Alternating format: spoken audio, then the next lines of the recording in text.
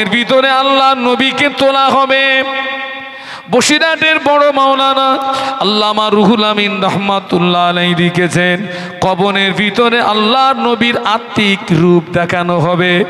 আর মিশকাত শরীফের একটা রিওয়ায়েতে এসেছে, আল্লাহর ফেরেশতারা নবীর দিকে ইশারা করে বলবেন, মা কুনতা তাকুলু ফি হাজার রাজুল, এ কবরবাসী এই ব্যক্তি সম্পর্কে কি জানো বলো।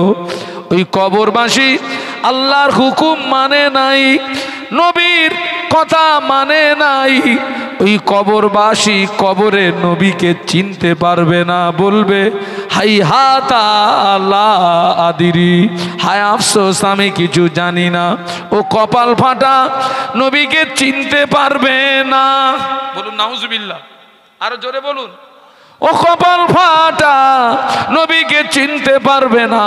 আল্লাহ পাক ঘোষণা করে দেবেন, ও আমার মালাইকারা, আমার বান্দা মিথ্যা বলেছে, আমার বান্দা ঝুট বলেছে, আমার বান্দার গায়ে জাহান্নামার পোশাক পরিয়ে দাও, আমার বান্দার কবরে জাহান্নামার বিছানা বিছিয়ে দাও, আর আমার বান্দার কবরের সঙ্গে আমার জাহান্নামার একটা রাস্তা বানিয়ে দাও। বলুন আল্লাহু আকবার। এই খোকা, ওয়াজ কিন্তু সকলের জন্য না, বলো যারা কোরআন বিশ্বাস করে, হাদিস বিশ্বাস করে, নবী বিশ্বাস করে, আল্লাহ বিশ্বাস করে, জান্নাত বিশ্বাস করে, জাহান্নাম বিশ্বাস করে, ওদের জন্য ওয়াজ, সকলের জন্য ওয়াজ না। আল্লাহ ঘোষণা করবেন, আমার বান্দা মিথ্যা বলেছে, ওর গায়ে জাহান্নামার পোশাক পরিয়ে দাও, কবরে জাহান্নামার, বলো না বলো না, বিছানা বিছিয়ে দাও। জাহান্নামার পোশাক, জাহান্নামার পোশাক। এ বাবা, গরমের সময় চৈত্র বৈশাখ মাসে যদি কারোর গায়ে লেপ তুলে দেওয়া হয় কিরম হবে? হ্যাঁ, কথা বলে না। চৈত্র বৈশাখ মাসে যদি সুবহানাল্লাহ, হ্যাঁ আগে সোবান, আসেন আসেন কাজ। এই ছেলেরা তোমরা একটু ওঠো না, এসো সামনে এসো, আসো। বাবা, আগে প্রত্যেকটা বাড়িতে বাড়িতে মিলাদ হতো, ও মুরব্বীরা সাক্ষী দেন, প্রত্যেকটা বাড়িতে বাড়িতে মিলাদ হতো। এখন সে মিলাদ উঠে গেছে, এখন আর বাড়ি বাড়ি মিলাদ হয় না।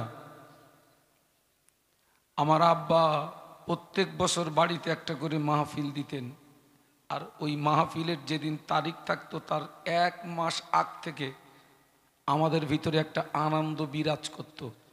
অমুক দিনে আমাদের বাড়ি মাহফিল হবে, অমুক দিনে আমাদের বাড়িতে আলেমরা আসবেন।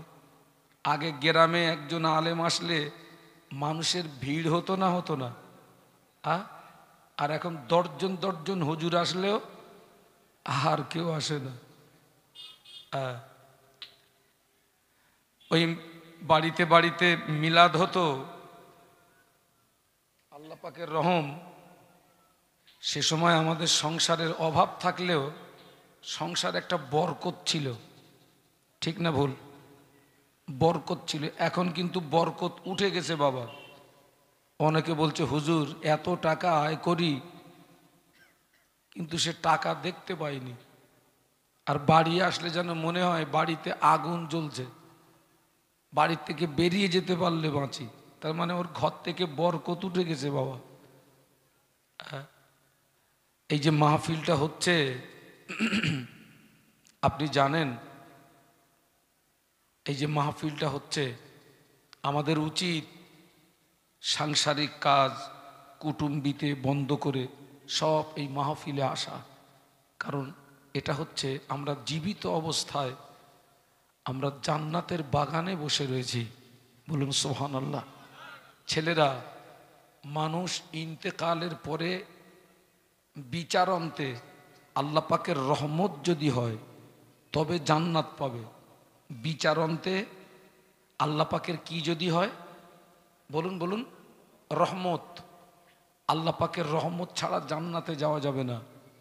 আপনার জীবনের কোনো ইবাদত আপনাকে জান্নাতে নিয়ে যেতে পারবে না, কোনো ইবাদত, যতক্ষণ পর্যন্ত আল্লাহ পাকের রহমত আপনার প্রতি অবতীর্ণ না হবে।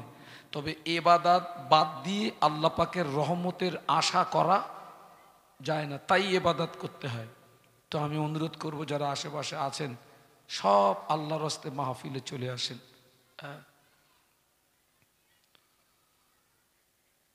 নাহমাদুহু ওয়া নুসাল্লি আলা রাসূলিহিল কারীম।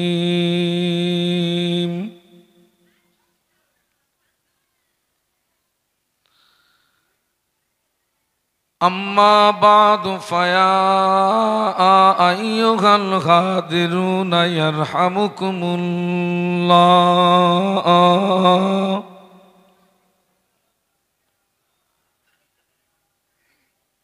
وقل على النبي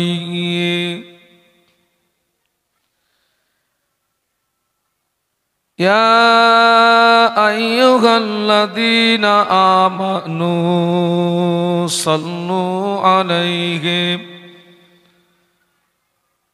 وسلموا تسليما اللهم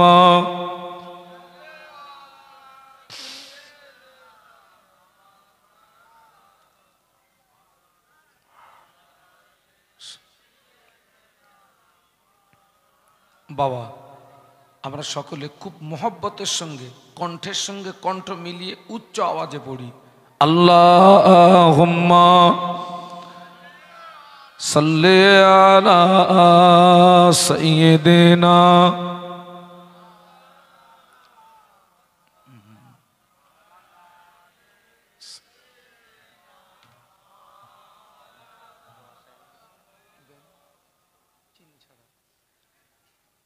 मेरे आँखों की पुतली में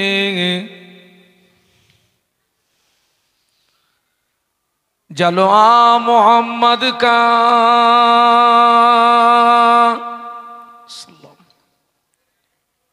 मेरे दिल के आईने में नक्शा है मोहम्मद का सल्लम। कोई जन्नत में जाएगा, कोई दोज़ख में पहुंचेगा,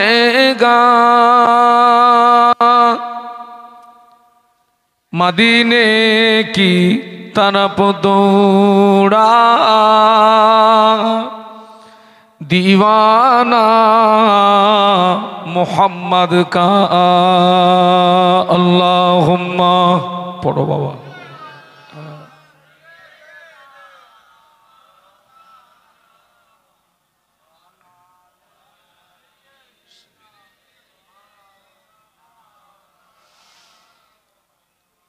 पैगंबरों का रोज़ा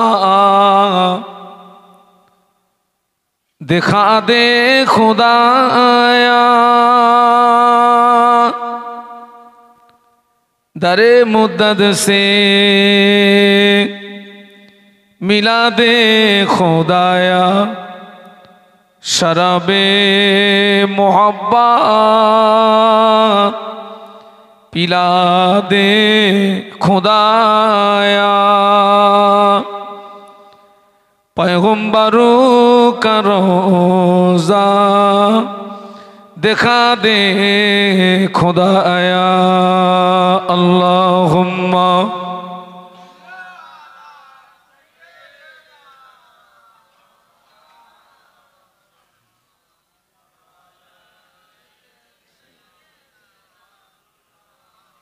খুব সুন্দর লাগছে, সকলে একটু মহব্বতের সঙ্গে কলেমার জিকির লা ইলাহা ইল্লাল্লাহ, জবান খুলে ছেলেরা লা ইলাহা ইল্লাল্লাহ।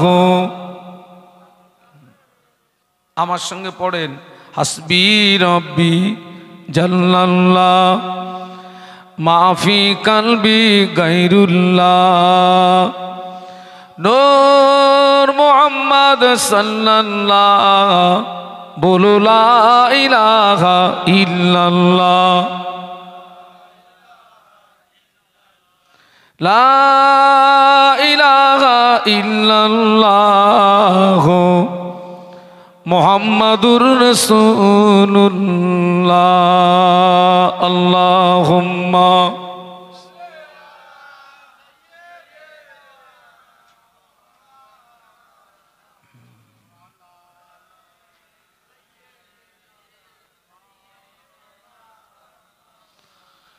قال الله تعالى في كلامه المجيد الفرقان الحميد بسم الله الرحمن الرحيم اللهم اغفر لنا ولإخواننا الذين سبقونا بالإيمان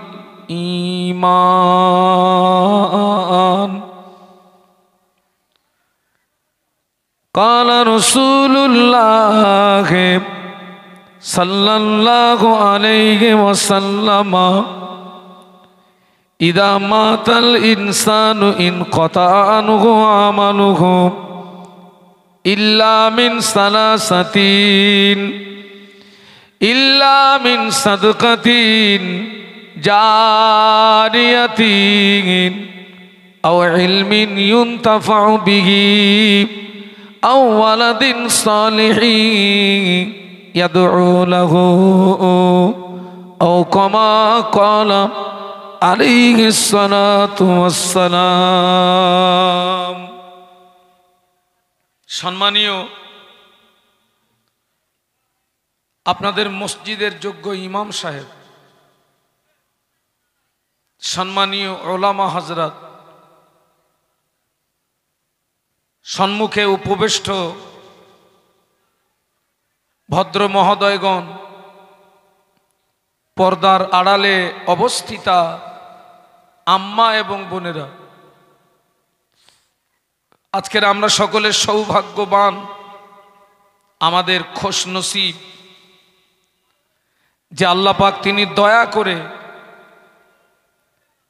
একটি মোতাবাররাক মাহফিলে আমাদের উপস্থিত হওয়ার তৌফিক দান করেছেন। সকলে কৃতজ্ঞতা প্রকাশে মহব্বতের সঙ্গে বলি আলহামদুলিল্লাহ। খোকা, এই স্টেজের পাশে কারা ওয়াজ করতেছিস বাবা? হুজুর, ওদের একটুখানি ওয়াজ করতে বন্ধ করতে বলেন দিন। আমরা ওয়াজ করে চলে গেলি, খোকা তোরা ওয়াজ করিস, আমরা চলে যাই। বিশ্বনবীর মাজার মুকদ্দাসে জানাই অসংখ্য দরুদ এবং সালাম। প্রত্যেকে অন্তরের অন্তরস্থল থেকে বলি সাল্লাল্লাহু আলাইহি ওয়াসাল্লাম। আমি যতদূর পর্যন্ত শুনেছি, আজকের এই মাহফিল হচ্ছে মৃত্যু ব্যক্তিদের আত্মার কল্যাণার্থে। সাহেবে দাওয়াত যে বাড়িতে আমাদের বসার জায়গা দিয়েছেন, সাহেবে দাওয়াত এই গ্রামের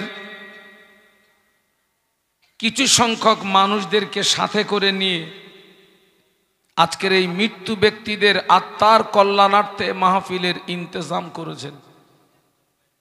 আমরা সর্বপ্রথম দোয়া করি এই গ্রামে যত কবরবাসী এবং এই মাহফিলের যারা কমিটি সাহেবানগণ, তাদের বংশের ভিতরে যারা কবরবাসী, আজকের আমরা যারা এখানে উপস্থিত আছি, আমাদের বংশের ভিতরে যারা কবরবাসী, আল্লাহ পাক এই মাহফিলের ওসিলায় যেন তাদের আযাবে কবরকে মাফ করে দিয়ে আল্লাহ প্রত্যেকটা কবরবাসীর কবরকে যেন জান্নাতের নূর দিয়ে গুলজার করে দেন।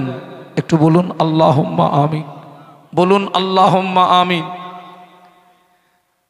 মৃত্যু ব্যক্তিদের উপলক্ষে মাহফিল দিয়েছেন ঠিকই বাবা, তবে জেনে রাখবেন ওয়াজ এবং নসিহত মৃত্যু ব্যক্তিদের জন্য নয়, ওয়াজ এবং নসিহত হচ্ছে জীবিত মানুষদের জন্য।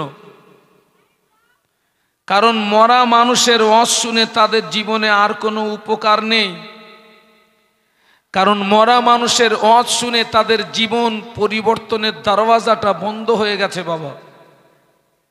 তারা ওয়াজ শুনে তাদের জীবনে আর কোনো লাভ নেই। তবে একটা কথা জানবেন, আমি এখানে যে কথাগুলো বলছি, আমার কথাগুলো আপনারা যেমন স্পষ্ট শুনতে পাচ্ছেন, আল্লাহ চাইলে মাইকের রেঞ্জের ভিতরে যত কবরবাসী, এ মাইকটা খুব ভালো মাইক, এ মাইকের আওয়াজ অনেক দূর পৌঁছাচ্ছে। মাইকের রেঞ্জের ভিতরে যত কবরবাসী, আল্লাহ চাইলে আমার এ আওয়াজ ওই কবরবাসীদের কাছে পৌঁছে থাকবে বাবা। ইসলামের প্রথম যুদ্ধ হচ্ছে বদরের যুদ্ধ। কোন যুদ্ধ বলেছি?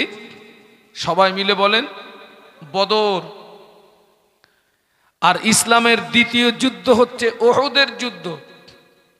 উহুদের যুদ্ধটা হচ্ছে বদর যুদ্ধের প্রতিশোধ।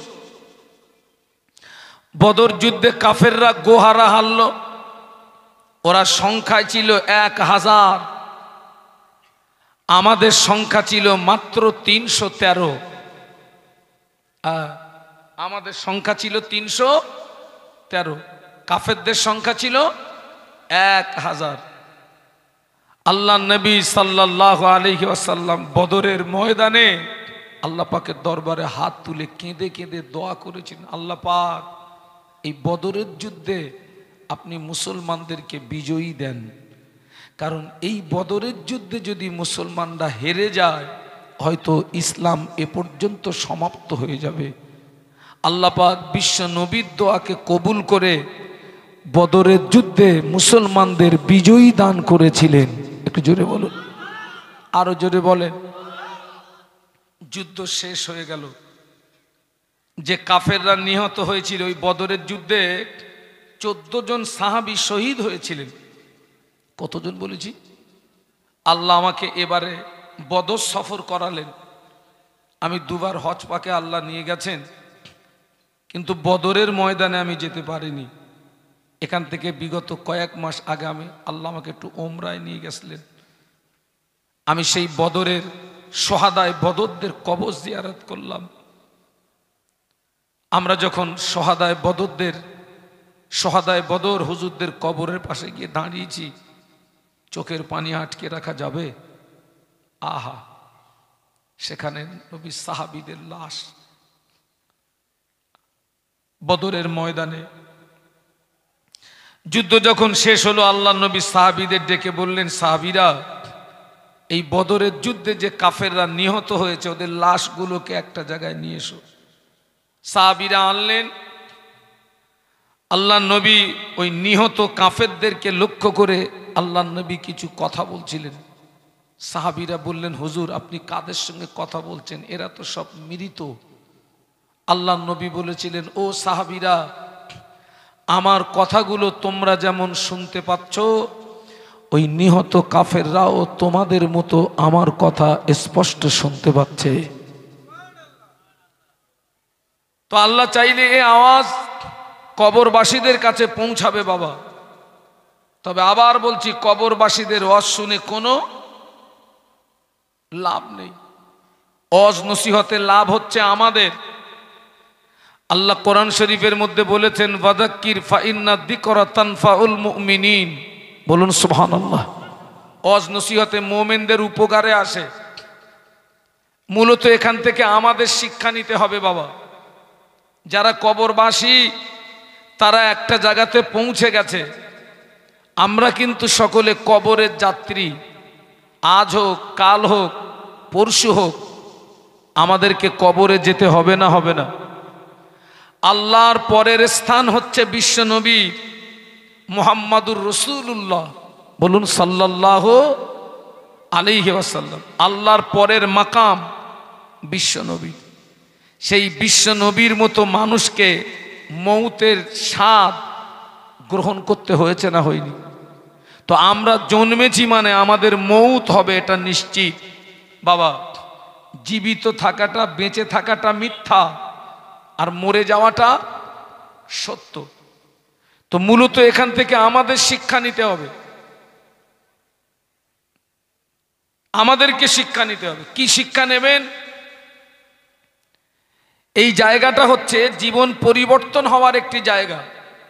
আমার মুজাদ্দেদে জামান যে ইসালে সব কায়েম করেছিলেন 21, 22, 23 ফাল্গুন, ওই ইসালে সব মাহফিল থেকে সাধারণ মানুষ ওয়াজ শুনে বেনামাজি থেকে নামাজি হয়েছে, বেরোজদার থেকে রোজাদার হয়েছে, আল্লাহওয়ালা হয়েছে। অনেকে ওই ফুরফুরার দরবার শরীফের ইসালে সব থেকে ওয়াজ শুনে ওই ওয়াজের উপরে আমল করে আমল করে আমল করে সাধারণ মানুষ থেকে তারা আল্লাহর ওলি হয়ে কবরে চলে গেছেন।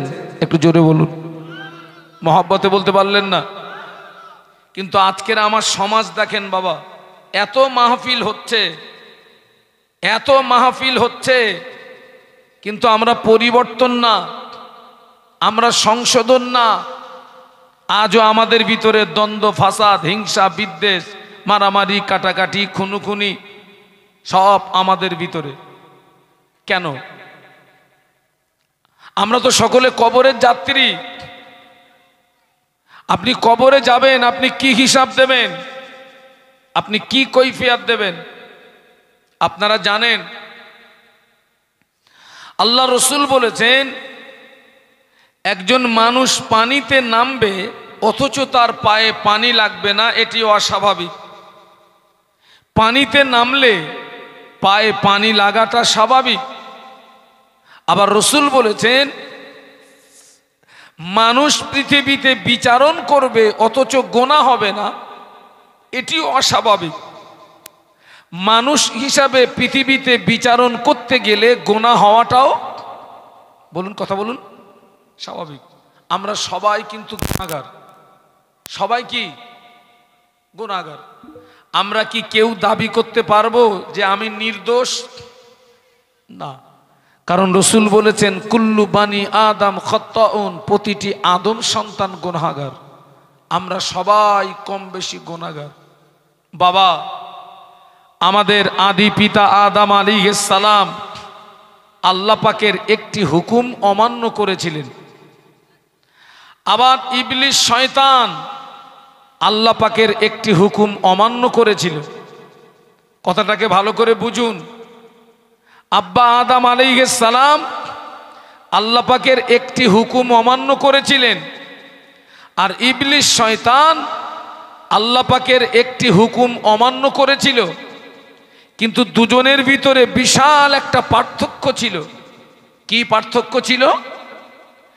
একজন আল্লাহর হুকুম অমান্য করার পরে নত স্বীকার হয়েছিলেন, দ্বিতীয় ব্যক্তি আল্লাহর হুকুম অমান্য করার পরে নত স্বীকার, বলুন না, হয়নি। কে নত স্বীকার হয়েছিলেন? আব্বাজান। নত স্বীকার হয়নি কে? জোরে জোরে জোরে জোরে, কে হয়নি? ইবলিস। ইবলিস। ইবলিসের ঠিকানা কোথায়? আপনাদের এখানে আজকের কি রমজান মাস শেষ হয়েছে নাকি? ইবলিসের ঠিকানা কোথায়? জাহান্নাম। ইবলিস হচ্ছে চির জাহান্নামী। ইবলিস কখনোর জন্য জাহান্নাম থেকে নাজাত পাবে না, মুক্তি পাবে না। তাহলে আমরাও যদি সারা জীবন অন্যায় করার পরে, অপরাধ করার পরে, গুনাহ করার পরে আমরা যদি আল্লাহ পাকের দরবারে নত না হই, ক্ষমা না চাই, মাফি না চাই, পরিবর্তন না হই, ভালো না হই, সংশোধন না হই, আমার চরিত্র আর ইবলিসের চরিত্রের ভিতরে কোনো পার্থক্য থাকবে না। আমার চরিত্র আর ইবলিসের চরিত্রের ভিতরে যদি কোনো পার্থক্য না থাকে, ইবলিসের ঠিকানা হবে যেখানে, ওই ভদ্রলোকের ঠিকানা হবে সেখানে। আর আমার চরিত্রের সঙ্গে আমার পিতার চরিত্রের যদি আমার পিতার চরিত্রের সঙ্গে আমার চরিত্রের যদি মিল থাকে, আমার পিতার ঠিকানা যেখানে, ওই সৎ চরিত্রবান সন্তানের ঠিকানা হবে আল্লাহ পাকের রহমতের দয়ার জান্নাত। একটু জোরে বলুন, একটু মহব্বতে বলেন। বাবা, আব্বাজান আল্লাহ পাকের হুকুম অমান্য করেছিলেন একটি, কিন্তু তিনি কেঁদেছিলেন 300 বৎসর, মতন্তরে 350 বৎসর। একটু জবান খুলে বলুন আল্লাহু আকবার, আর একটু জোরে বলুন। হুকুম অমান্য করেছিলেন একটি, আর কেঁদেছেন কত বছর? 300 বৎসর, মতন্তরে 350 বৎসর। তারপরে দোয়াটা কবুল হলো কোথায়? ওই মক্কা শরীফে আরাফাতের ময়দানে অবস্থিত জাবালুর রহমত নামক পাহাড়ের চূড়ায় আব্বাজানের দোয়াটা আল্লাহ পাকের দরবারে কবুল হয়ে যায়। একটু জোরে বলুন। বাবা, আমরা আল্লাহর হুকুম অমান্য করেছি কটা? অগণিত। কেঁদেছি কটা দিন? ক্ষমা চেয়েছি কটা দিন? ও ছেলেরা, আল্লাহ কোরআনে বলেছেন ফালইয়াদহাকু কলিলাও ওয়ালিয়াবকু কাসীরা। আল্লাহ বলেছেন বান্দা হাসো কম, আরো জোরে। আমরা হাসি বেশি। খোকা, কান্না থাকলে তবে তো ভাগযোগ করবি। আমাদের বুকে ঘুষি মারলিও চোখ দিয়ে পানি আসে। কটা দিন কেঁদেছো?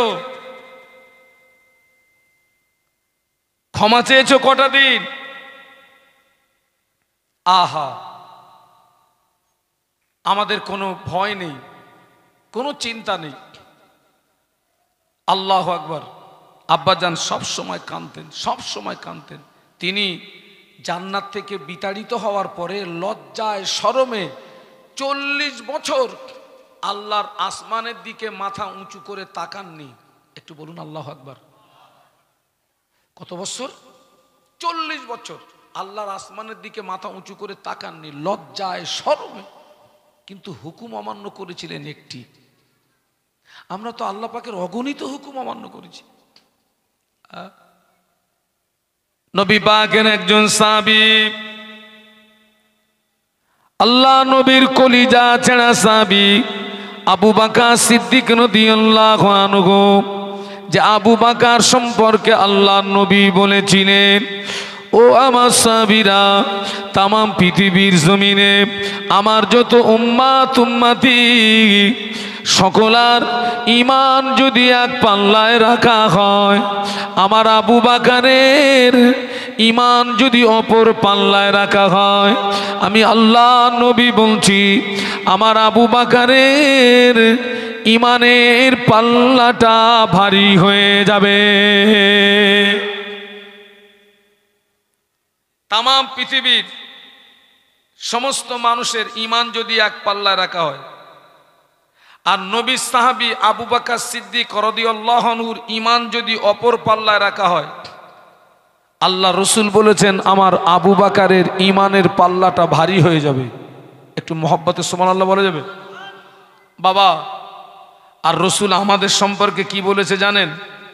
আল্লাহ নবী বললেন ইসবিউর রাজুলু মুমিনান ওয়া ইমসি কাফিরা ওয়া ইমসি মুমিনান ওয়া ইসবিউ কাফিরা। আল্লাহ নবী বললেন আখিরি জামানা আমার একদল উম্মত উম্মতি ওরা সকালবেলা ঈমান আনবে, সন্ধ্যাবেলাতে গিয়ে কাফের হয়ে যাবে, আবার সন্ধ্যাবেলাতে ঈমান আনবে, সকালবেলাতে গিয়ে কাফের হয়ে যাবে। আমাদের সম্পর্কে বলেছেন আল্লাহ রাসূল বলেছেন আখিরি জমানায়, শেষ জমানায় আমার একদল উম্মত উম্মতি সকালবেলা ঈমান আনবে, সন্ধ্যাবেলা কাফের হবে, আবার সন্ধ্যাবেলা ঈমান আনবে, সকালবেলা কাফের হবে।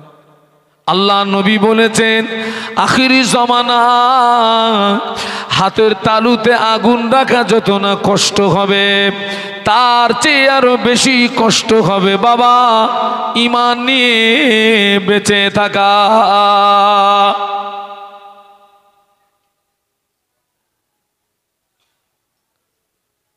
হাতের তালুতে আগুন রাখা যাবে বাবা? তার চেয়ে আরো বেশি কষ্ট হবে। কি নিয়ে বাঁচা? ঈমান নিয়ে। অথচ যে সাহাবীর ব্যাপারে আল্লাহ রসুল এই কথা বললেন, আহা, আল্লাহ নবী বললেন, ও আমার সাহাবীরা, আমি রাসূলুল্লাহ জানিয়ে দিলাম তামাম পৃথিবীর জমিনে আমার যত উম্মাত উম্মতি সকলার সারা জীবনের আমল যদি এক পাল্লায় রাখা হয়, আমার আবু বকরের এক রাতের আমল যদি অপর পাল্লায় রাখা হয়, আমি আল্লাহ নবী বলছি আমার আবু বকরের এক রাতের আমলের পাল্লাটা ভারী হয়ে যাবে। একটু মহব্বতে বলুন। আল্লাহ নবী শুধু একদিন বলেছিলেন, ও বাবা আবু বকর, আমি রাসূলুল্লাহ মক্কার জমিনে বেশি দিন থাকতে পারবো না। মক্কার বেঈমান বেদিন কুফারে কোরাইদের জুলুমে অত্যাচারে অচিরাত আমি মক্কা ছেড়ে মদিনাতে চলে যাব। ও বাবা আবু বকর, আমি যেদিন মদিনাতে যাব ওই দিন তুমি আমার সঙ্গী হবে। কথাটা মনে রেখে দিও, কথাটা যেন ভুলে যেও না। আল্লাহর নবী এই কথাটি যেদিন বলেছিলেন, এই কথাটি বলার 6 মাস পরে নবীর হিজরত হচ্ছে। 6 মাস পরে নবীর হিজরত হচ্ছে। গভীর রাত, নিশুতি রাত, কাফেররা নবীর ঘরটা ঘিরে ফেলেছে। আল্লাহ নবীকে জানে মেরে দেবে। আল্লাহ ফেরেশতা জিবরাইলকে দিয়ে সংবাদ পাঠিয়ে দিলেন, ও জিবরাইল সালাম, যা আমার হাবিবকে গিয়ে বলো, আমার হাবিবকে আমি আর মক্কায় থাকতে দেব না, আমার হাবিবকে মদিনাতে হিজরত করতে বলো। ফেরেশতা জিবরাইল আমিন আলাইহিস সালাম আল্লাহ নবীকে সালাম দিয়ে সংবাদটা জানালেন। আল্লাহ নবী কেঁদে ফেললেন, ও ভাই জিবরাইল, ওরা আমার ঘরটা ঘিরে দাঁড়িয়ে আছে, আমাকে মেরে দেবে। আমি তোদের ক্ষতি করি নাই, আমি তোদের উপকার করেছি। ওরা জাহান্নামার ভিতরে পড়েছিল, আমি রাসূলুল্লাহ তোদের জাহান্নামার ভিতর থেকে হাত ধরে টেনে তুলে ওদের জান্নাতের রাস্তা দেখিয়েছি। ওরা আমাকে মেরে দেবে। ও ভাই জিবরাইল, আল্লাহ আমাকে হিজরত করতে বলেছেন, আমি যাব কি করে? ওরা যে আমার ঘরটা ঘিরে দাঁড়িয়ে বার হলে যে মেরে দেবে। ফেরেশতা জিবরাইল আমিন আলাইহিস সালাম বললেন, আপনি ঘাবড়াবেন না, আল্লাহ পাক জানিয়ে দিয়েছেন আপনি শুধু এক মুষ্ঠ বালু ওদের দিকে নিক্ষেপ করবেন। ওই বালুটা লাগাতে হবে কোথায়? দায়িত্বটা স্বয়ং আমার আল্লাহ নিয়েছেন। ছেলেরা জোরে বলতে পারলে না? এই মহব্বতে বলতে পারলে না? তাকবীর দাও তো, নারায়ে তাকবীর। জোরে বলো নারায়ে তাকবীর। হুজুর, আপনার শুধু দায়িত্ব এক মুষ্ঠ বালু ওদের দিকে নিক্ষেপ, বাদ বাকি কাজটা আল্লাহর। এই হিজরতের কথা আবু বকর হুজুরকে বলেছেন ক মাস আগে? 6 মাস আগে। অবস্থা দেখেন। আহা, ও আমার মায়েরা, আল্লাহ নবী এক মুষ্ঠ বালু বেঈমানদের দিকে নিক্ষেপ করে গভীর রাত, নিশুতি রাত, আল্লাহ নবী লুকিয়ে লুকিয়ে লুকিয়ে লুকিয়ে আবু বকর সিদ্দিক রাদিয়াল্লাহু আনহুর ঘরের দরজায় গিয়ে একবার ডেকেছেন, ও বাবা আবু বকর। সঙ্গে সঙ্গে কম্পিউটারের মতো দরজা খুলে গিয়েছে। আবু বকর সিদ্দিক রাদিয়াল্লাহু আনহু আল্লাহ নবীর হাতটাকে ধরে ঘরের ভিতরে টেনে নিয়ে দরজা বন্ধ করে দিলেন। আল্লাহ নবী দেখলেন আবু বকর সিদ্দিক রাদিয়াল্লাহু আনহু ব্যাগেজ লাগেজ মাথায় নিয়ে তৈরি হয়ে দাঁড়িয়ে আছে। আল্লাহ নবী বললেন, ও বাবা আবু বকর, আমি আজকে আসবো তুমি কি করে জানতে পারলে বাবা? তুমি যে তৈরি হয়ে দাঁড়িয়ে আছো। আবু বকর সিদ্দিক রাদিয়াল্লাহু আনহু আল্লাহ নবীর নূরের বদনের দিকে চেয়ে ডুকরিয়ে কেঁদে ওঠে বললেন, ইয়া রাসূলুল্লাহ, ইয়া হাবিবাল্লাহ, হুজুর আপনি আমাকে আগে 6 মাস আগে একদিন আমায় বলেছিলেন, আবু বকর আমি রাসূলুল্লাহ যেদিন মদিনাতে যাব ওই দিন তুমি আমার সঙ্গী হবে। ইয়া রাসূলুল্লাহ, ওই দিন থেকে আমি আবু বকর আমি বড় টেনশনে ছিলাম, আমি বড় পেরেশানিতে ছিলাম। হুজুর আপনি কখন আসবেন? আমি আবু বকর যদি ঘুমিয়ে যাই, আপনি রাসূলুল্লাহ যদি ঘরের দরওয়াজায় দাঁড়িয়ে আবু বকর আবু বকর আবু বকর বলে ডাকেন, আপনার সঙ্গে বেয়াদবি হয়ে যাবে, আল্লাহ পাক নারাজ হয়ে যাবে। এই কথা মনে করে আমি আবু বকর 6 মাস ঘরের দরওয়াজায় আপনার ইন্তজারে 6 মাস ঘরের দরওয়াজায় দাঁড়িয়ে দাঁড়িয়ে রাত কাটিয়ে দিয়েছি। যদি বলতে পারলেন না, আমি 6 মাস ঘুমোইনি। আচ্ছা, এই নবীর জন্য 6 মাস দাঁড়িয়েছিলেন, এটা ইবাদতে শামিল হবে না হবে না? নবী খুশি হয়ে গেলেন, হুজুর আমি 6 মাস ঘুমোইনি, আপনি কখন আসবেন? আমি যদি ঘুমিয়ে যাই ঠিক ওই সময় যদি আপনি আমার ঘরের দরজায় আসেন, বেয়াদবি। 6 মাস ঘুমোইনি।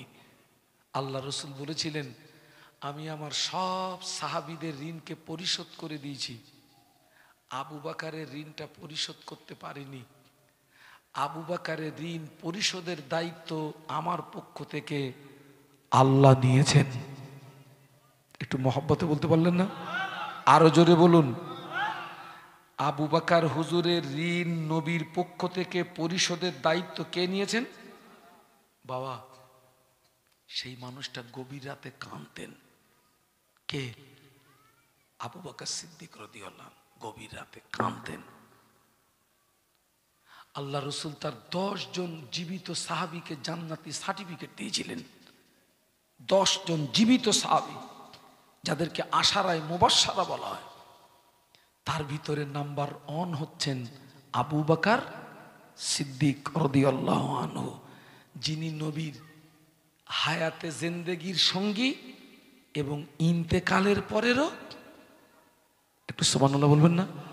সেই মানুষটা গভীর রাতে কি বলে কাঁদতেন জানেন? ও ছেলেরা, ও মায়েরা, নবী পাকের সাহাবী আবু বকর সিদ্দিক রাদিয়াল্লাহু আনহু গভীর রাত নিশুতি রাতে আল্লাহ পাকের দরবারে হাত তুলে কাঁদতেন, আল্লাহ পাক আমি আবু বকরকে মানুষ না বানিয়ে, আমি আবু বকরকে ইনসান না বানিয়ে আমাকে যদি বন জঙ্গলের ঘাস কোণে পাঠাতেন, বনের পশুরা আমাকে খেয়ে ফেলতো, বনের পশুরা আমাকে ভক্ষণ করে ফেলতো, মরণের পরে আবু বকরকে হিসাব দিতে হতো না।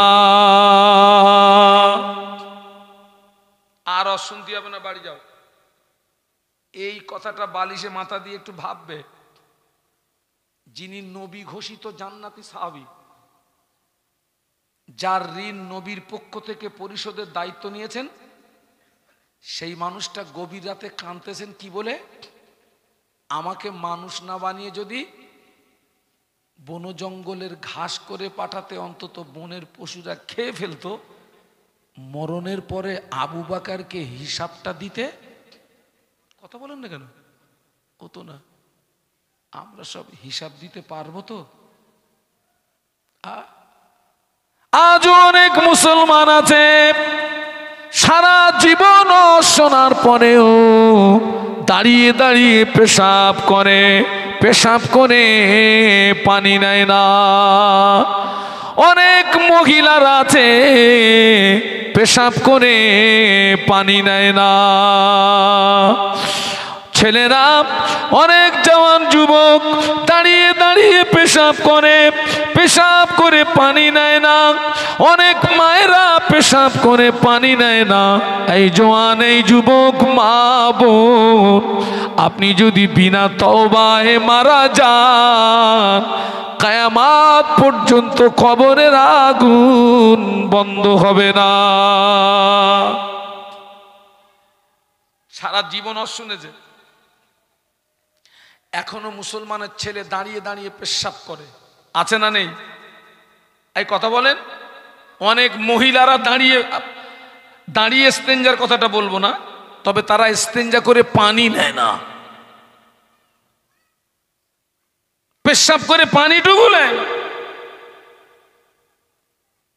তুমি কি হিসাব দেবে? আজকের যে আমরা কবরবাসীর আত্মা কল্যাণের জন্য এসেছি, তোমার চিন্তাটা করেছো? তুমি তো কালকেরে কবরে যাবে, আমি তো কালকেরে কবরে যাব। তোমার চিন্তাটা করো, তোমার ভাবনাটা ভাবো।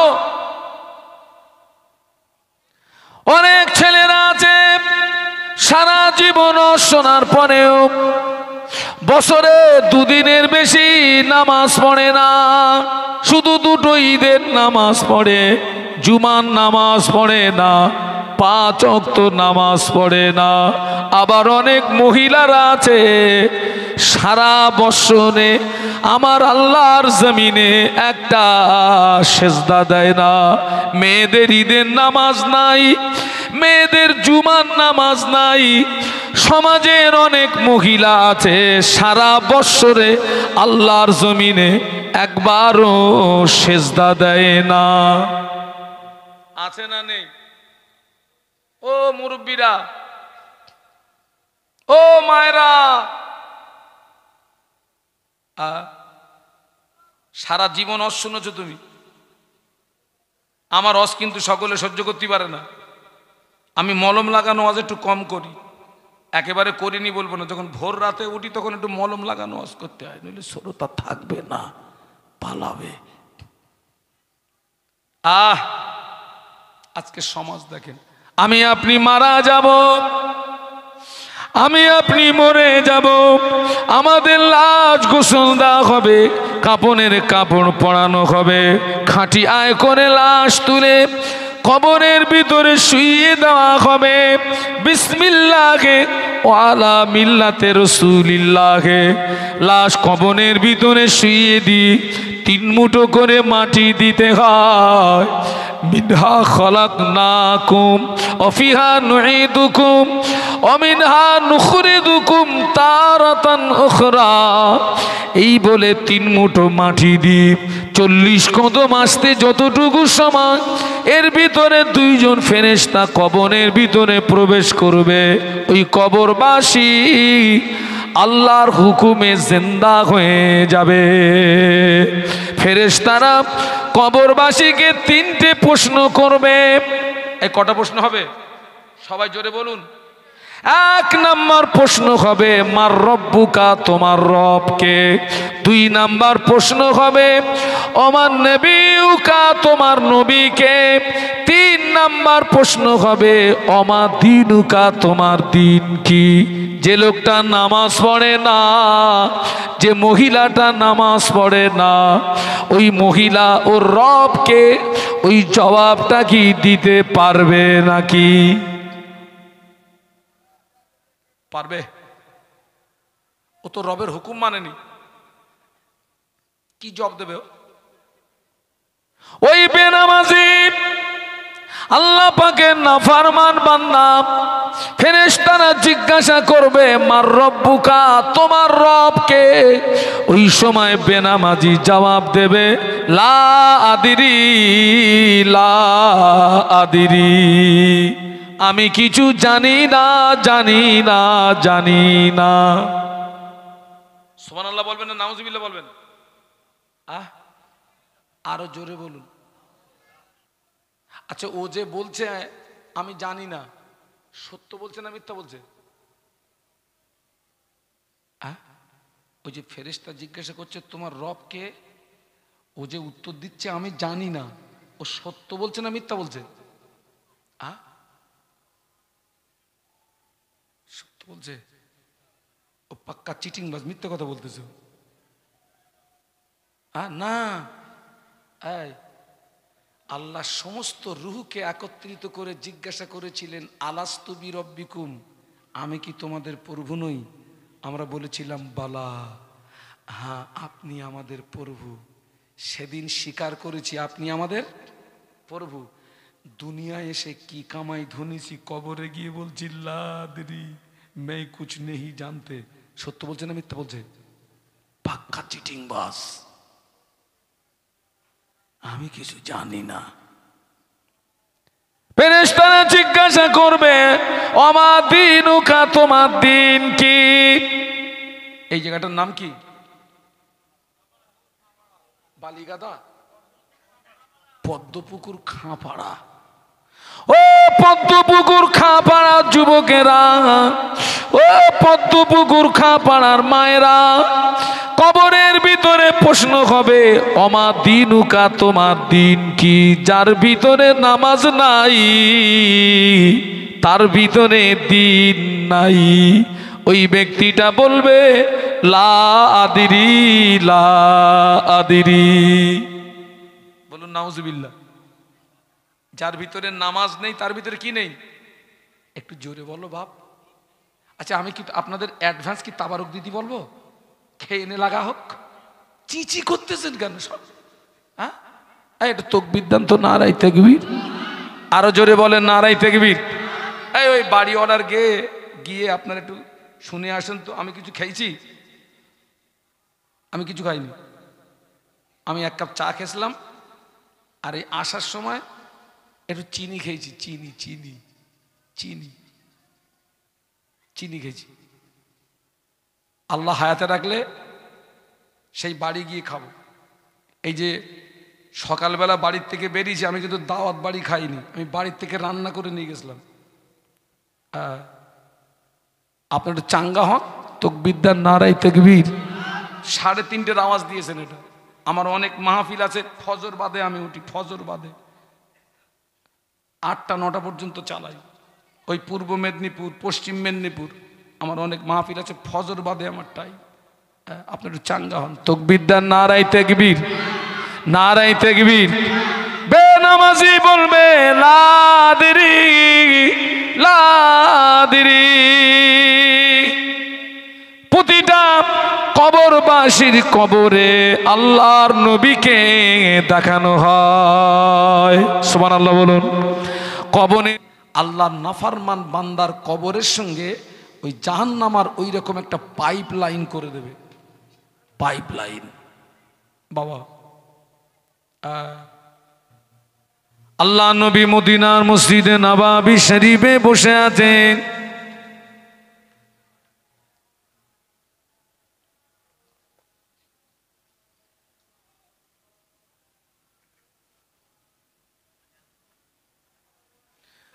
মদিনার মসজিদে নববী শরীফে আল্লাহ নবী বসে আছেন। ফেরেশতা জিবরাইল আমিন আলাইহিস সালাম আল্লাহ নবীকে এসে সালাম দিলেন, আসসালামু আলাইকা ইয়া রাসূলুল্লাহ হাবিবাল্লাহ। আল্লাহ নবী সালামের জবাব দিয়ে ফেরেশতা জিবরাইলের দিকে তাকিয়ে দেখে ফেরেশতা জিবরাইল আমিন আলাইহিস সালামের চেহারাটা বিকৃতি হয়ে গিয়েছে।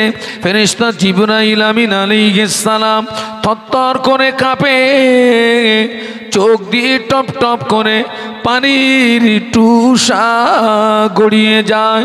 আল্লাহ নবী জিজ্ঞাসা করলেন, ও ভাইজি আসলাম, তুমি প্রতিদিন আল্লাহ পাকের পক্ষ থেকে আমার কাছে সুখবর নিয়ে আসো। তোমার কত নূরানি চেহারা দেখি, আজকে তোমার চেহারার পরিবর্তন ঘটার কারণ কি বলো? তুমি কাঁদছো কেন? ইয়া রাসূলুল্লাহ হাবিবাল্লাহ, আমি জিবরাইল এই মুহূর্তে আল্লাহ পাকের কঠিন জাহান্নাম থেকে ঘুরে আসলাম। সম্ভবত হুজুর এসছেন, তাকবীর দেন তো, নারায়ে তাকবীর। জোরে বলুন নারায়ে তাকবীর। আওলাদে মুজাদ্দেদে জামান, আমার দাদা পীরের আওলাদ, আমার দাদু পীরের আওলাদ। নারায়ে তাকবীর, নারায়ে তাকবীর। সিলসিলায়ে হক ফুরফুরা সারি, সিলসিলায়ে হক মুজাদ্দেদে জামান, আমার দাদা পীরের হক সিলসিলা, আমার দাদা পীরের আওলাদ। নারায়ে তাকবীর। বলুন আলহামদুলিল্লাহ। আলহামদুলিল্লাহ কখন পড়তে হয়? এই আমি কি তোমাদের বলতে বলেছি? ঈদের জ্বালায় আমার আর রস করার মতন নেই। কখন বলতে হয়? আলহামদুলিল্লাহ। ভালো খবর, খুশির সংবাদ শুনলে তো হুজুর এসছেন, এটা খুশির সংবাদ। আর একবার বলুন আলহামদুলিল্লাহ।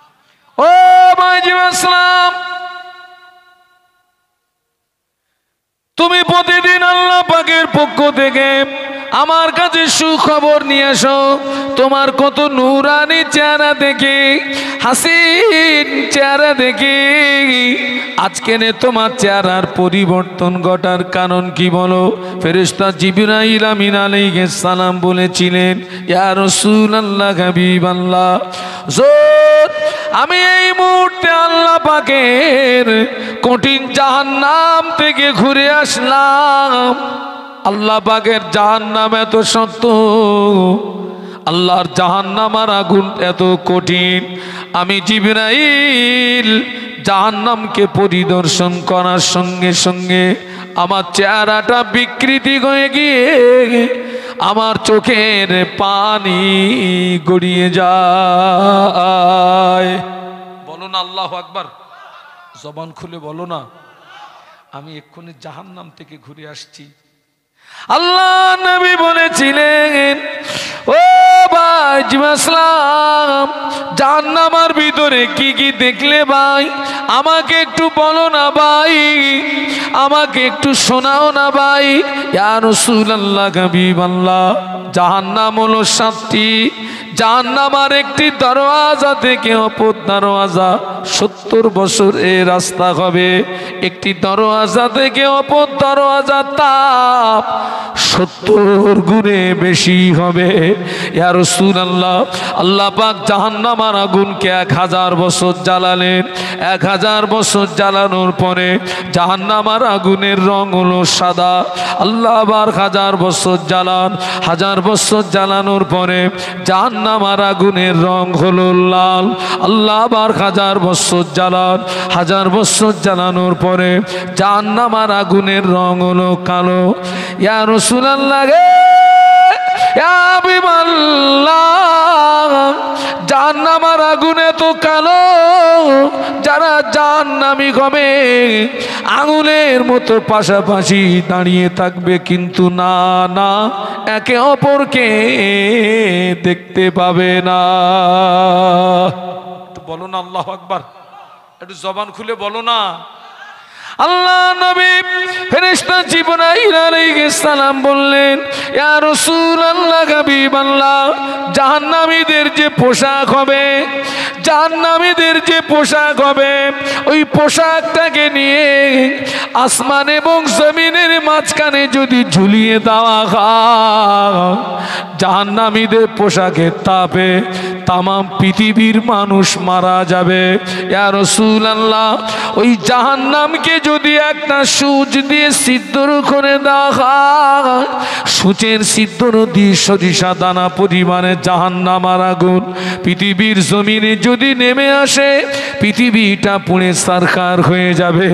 আল্লাহ নবী শুনছিলেন, আল্লাহ নবী নূরের চোখ দিয়ে দাদ্দা দাদ্দা দাদ্দার করে পানি গড়িয়ে যায়। আল্লাহ নবী জাহান্নামের বর্ণনা শুনছিলেন, আল্লাহ নবীর চোখ দিয়ে দাদ্দা দাদ্দার করে পানি গড়িয়ে যায়। ও ছেলেরা, যারা বেনামাজি হবে ওদের গায়ে ওই জাহান্নামের পোশাক পরিয়ে দেওয়া হবে, ওদের কবরে জাহান্নামের বিছানা বিছিয়ে দেওয়া হবে, ওদের কবরের সঙ্গে আমার আল্লাহ পাকের জাহান্নামের একটা রাস্তা বানিয়ে দেওয়া হবে। কবরবাসীদের উপলক্ষে মাহফিল দিয়েছেন ছেলেরা, ভয়টা তো আমাদের। এই যে 3টে প্রশ্ন করা হবে কবরবাসীদের, যারা কবরে চলে গেছে ওদের প্রশ্নের পর্ব কমপ্লিট হয়ে গেছে, বাকি আছে কাদের? আমাদের। আমাদের জীবিত বাবা, ভয়টা আমাদের। ছেলেরা পায়ে ধরে বলে যাচ্ছি, আর নামাজ ছেড়োনি। পায়ে ধরে বলে যাচ্ছি, আর নামাজ ছেড়োনি। তামাম পৃথিবীর জমিনে মুসলমানদের আল্লাহ ছাড়া আর কেউ, বলুন বলুন বলুন, সব আমাদের দুশ্মন। সব আমাদের কি? সব দুশ্মন। আল্লাহ ছাড়া কেউ নেই। তার বাস্তব নমুনা আপনি প্যালেস্টাইন দিকে দেখুন, নিরীহ মানুষদের গোলাপ ফুলের মতো শিশু বাচ্চাদেরকে বোমের আঘাতে উড়িয়ে দেওয়া হচ্ছে, কোনো প্রতিবাদ নাই। কিন্তু এইটা যদি ঘুরিয়ে বলি, কোনো একটা মুসলিম রাষ্ট্র যদি ওই রকম একটা কোনো অমুসলিম রাষ্ট্রের উপরে এই হত্যা চালাতো, ও মুসলিম রাষ্ট্র থাকতো না ধূলিসাৎ হয়ে যেত? বলুন বলুন। আমাদের আল্লাহ ছাড়া কেউ নেই, কেউ নেই। আপন হচ্ছেন আল্লাহ। আজকের সেই আল্লাহর শ্রেষ্ঠ ইবাদত আমরা নামাজ থেকে দূরে। বড় দুঃখ, বড় আফসোস, আমরা সব করার সময় পাই, নামাজ পড়ার অনেক মেয়েরা সব করার সময় পেলেন, মা নামাজটা পড়ার সময় পেলেন না। এই যে আজকের মাহফিল হচ্ছে, খবরলে দেখেন সব আশেপাশে বাড়িতে সব কুটুম এসছে না?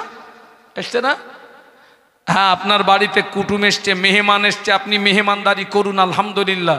কিন্তু খবরলে দেখেন কে জানো, ওই মেহমানদারি করতে গিয়ে ওই মা আজকের এশার নামাজ পড়েনি। ঠিক বলছি না ভুল বলছি? তবে সব মা খারাপ না।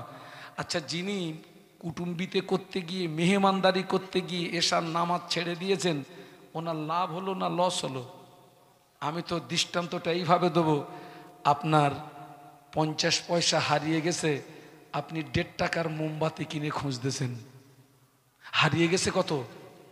50 পয়সা। মোমবাতির দাম 1.5 টাকা। ও মা, কিয়ামতের ময়দানে যেদিন আল্লাহ না করুক একটা নেকির যদি আপনার প্রয়োজন হয়, আপনি যাকে আদর যত্ন করে খাইয়েছেন, ওরে যদি ধরে বলেন আমার একটা নেকি দে না, তোরে সেই খাইয়েলাম গলা পর্যন্ত গরুর গোস্ত, একটা নেকি দাও তো, দেবে? আল্লাহ কোরআনে বলেছেন, ইয়াউমা ইয়াফিরুল মারউ মিন আখিহি ওয়া উম্মিহি ওয়া আবিহি ওয়া সাহিবাতিহি ওয়া বানি। বলো না আল্লাহু আকবার। ছেলের একটু জবান খুলে বলো না, তাকবীর দাও, নারায়ে তাকবীর। ইয়াউমা ইয়াফিরুল মারউ মিন আখিহি ওয়া উম্মিহি ওয়া আবিহি ওয়া সাহিবাতিহি ওয়া বানি। আখি মনে ভাই, উম্মুন মনে মা, আবি মনে পিতা। কিয়ামতের ময়দানে মা তোমায় চিনবে না, ভাই তোমায় চিনবে না, বাপও তোমায় চিনবে না, কেউ চিনবে না। ও আমার মায়েরা, কিন্তু যারা নামাজি হবে, আল্লাহওয়ালা হবে, জাকিরিন হবে, সালেহিন হবে, ওদের লাশ কবরে রাখা হবে। ফেরেশতারা জিজ্ঞাসা করবে, মার রব্বুকা, তোমার রবকে? ওই নামাজি বান্দা হাসি মুখে, খুশি মুখে বলবে, রব্বি আল্লাহ। সুবহানাল্লাহ বলবেন না? বাড়ি গিয়ে বলবেন নাকি? মোহাব্বতে বলো সুবহানাল্লাহ। নামাজি বান্দা, আল্লাহওয়ালা বান্দা যে হবে, ফেরেশতারা জিজ্ঞাসা করবে, ওমা দিনুকা, তোমার দিন কি? ওই নামাজি বান্দা, আল্লাহওয়ালা বান্দা হাসি মুখে, খুশি মুখে বলবে, দিনুল আল ইসলাম, আমার ধর্ম হলো ইসলাম। নামাজি বান্দা, আল্লাহওয়ালা বান্দা, জাকিরিন বান্দার কবরে আল্লাহ নবীকে তোলা হবে। ফেরেশতারা জিজ্ঞাসা করবে, এই ব্যক্তি সম্পর্কে কি জানো বলো? ওই নামাজি, আল্লাহওয়ালা, জাকিরিন আল্লাহ নবীর নূরের বদনের দিকে চেয়ে চিনতে পেরে গিয়ে মুচকে মুচকে মুচকে মুচকে হাসতে থাকবে। ওই জাকিরিন নামাজি আল্লাহওয়ালা কবরের ভিতরে আল্লাহ নবীকে দেখে চিনতে পেরে গিয়ে মুচকে মুচকে মুচকে মুচকে হাসতে থাকবে আর বলবে, হাদা নবিয়ুনা মুহাম্মাদুর রাসূলুল্লাহ, ইনি অন্য কেউ না, ইনি হলেন আমাদের নবী, দিন দুনিয়ার বাদশাহ। জোরে বলতে পারলেন না? জোরে বলতে পারলেন না? তাকবীর দেন, নারায়ে তাকবীর। জোরে বলুন, নারায়ে তাকবীর। আল্লাহ যেন আমাদের ওই রকম জবাব দেওয়ার তৌফিক দেন। বলুন আমিন, বলুন আমিন, বলুন আমিন। রসুল বলেছেন কবর হচ্ছে আখেরাতের ফার্স্ট স্টেশন, প্রথম ঘাঁটি। ওখানে যে গ্রেফতার হয়ে যাবে বাবা, হাসরে, মিজানে, পুলসুরাতে, প্রত্যেকটা জায়গা কি হয়ে যাবে? গ্রেফতার হয়ে যাবে। ওখানে যে ছাড় পাবে, হাসরে, মিজানে, পুলসুরাত, প্রত্যেকটার জন্য তার দরওয়াজা খোলা থাকবে। সুবহানাল্লাহ। সেই জন্যে নবী সাহাবীরা কবর দেখে কাঁদতেন, নবী সাহাবীরা কবর দেখে কাঁদতেন, কবর দেখে কাঁদতেন, কবর দেখে কাঁদতেন। আমরা কি করছি দেখেন তো, এত মাহফিল হচ্ছে। খোকা, আমার কিন্তু বয়স বেশি না বাবা, আমি রাত জেগে জেগে বুড়ো হয়ে গেছি, আমার বয়স বেশি না। গত কালকেরে আমার বয়সটা হিসাব করলাম, আমার জন্ম তারিখ হচ্ছে 1/1/1979। কত বছর হচ্ছে গো? 79। 1/1/1979। এই ইউটিউবওয়ালারা কত বয়স? 44 বছর। দেখে কি মনে হচ্ছে 60 বছর না? তোদের দাদু তো আমি। হ্যাঁ, এবার থেকে তোরা আমাকে দাদু হুজুর বলে ডাকবি।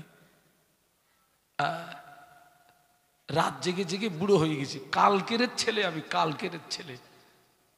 এখন আমি আমার জন্মস্থান বাড়ি ওই হাসনাবাদ নদী পেরিয়ে 17 কিলোমিটার, জায়গাটার নাম ধানিখালি, ওটা হচ্ছে আমার জন্মস্থান।